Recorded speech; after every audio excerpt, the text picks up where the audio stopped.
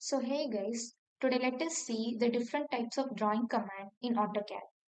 So here we have the line command, that is to create straight line segments, the polyline command which helps us to create a 2D polyline, okay, and a circle command either by using a diameter or a radius, and an arc command which can be created by using 3 points, a rectangle command by creating a rectangular polyline, an ellipse by using a specified center point, and a hatch, which is to fill an enclosed area of objects.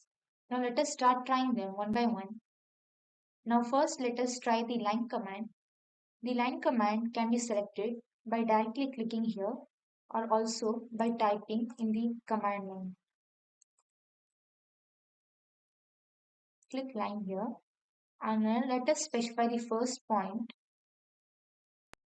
We want this first point to be 0, 0 and then press enter. Now we can take the distance of this line to be anything. Now I'm going to take this 200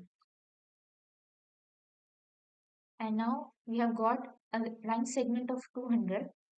Now to stop this line, we are going to press enter again. Now we have got a line of 200. Now let us measure this using the measure command under utilities. Now click measure and click distance in that. Now we have to specify the points of the line so that we can measure it. Now click both the ends of the line and we have got a distance of 200.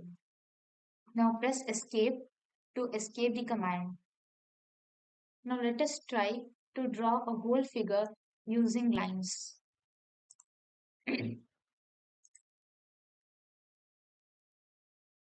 Now press escape to escape the line command. Now I have got a rectangle using line commands. And now you can see that each of these lines act as a separate object rather than a whole triangle. Now let us draw this same triangle using a polyline. Press escape again to escape the line command. And now start drawing a triangle using polyline. Okay.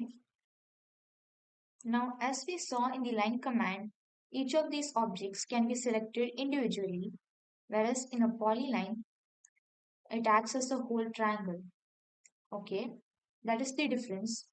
Now suppose we want this whole triangle in a polyline to act as individual components as in the line command, we have to click this, that is explode, which helps us to break the object into each of these components.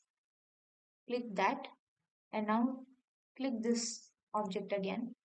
Now it no longer acts as an object rather than acting as an individual component. Now see here, it also acts same as that of a line command.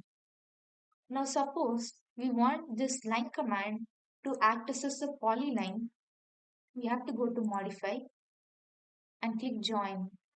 Now joining the command helps us to connect similar objects to form a single object. Okay. Now you can see the difference between a line and a polyline. In this case, a line command has been converted into a polyline command. As for this, it has been converted from a polyline command to a line command. That is the difference. Now using a polyline command, you can also create arcs as well. Now that I'm creating a line here and I want an arc here. So under this command line, I'm going to press arc.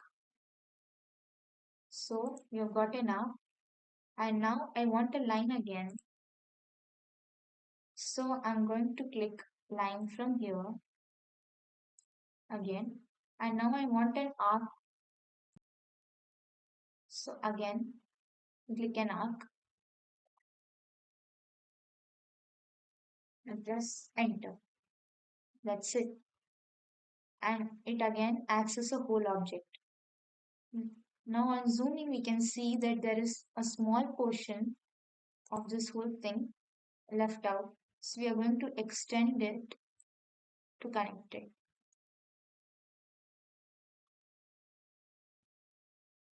We can now start using the circle command either by using its diameter or by its radius.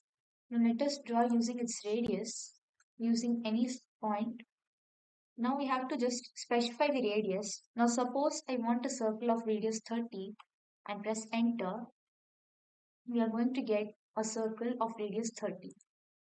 Now let us measure its radius. That is, it has radius of 30. And now suppose we want to draw a circle of diameter, let's say 70, at the center. Now let us check its radius.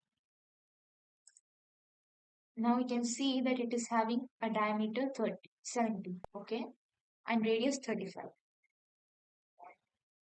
Press escape to escape the commands. Now going to the arc command, we are going to specify the first point of an arc, okay. Now we have to also specify the distance.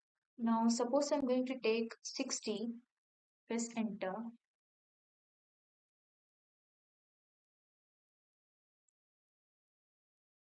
So this is how we get the arc.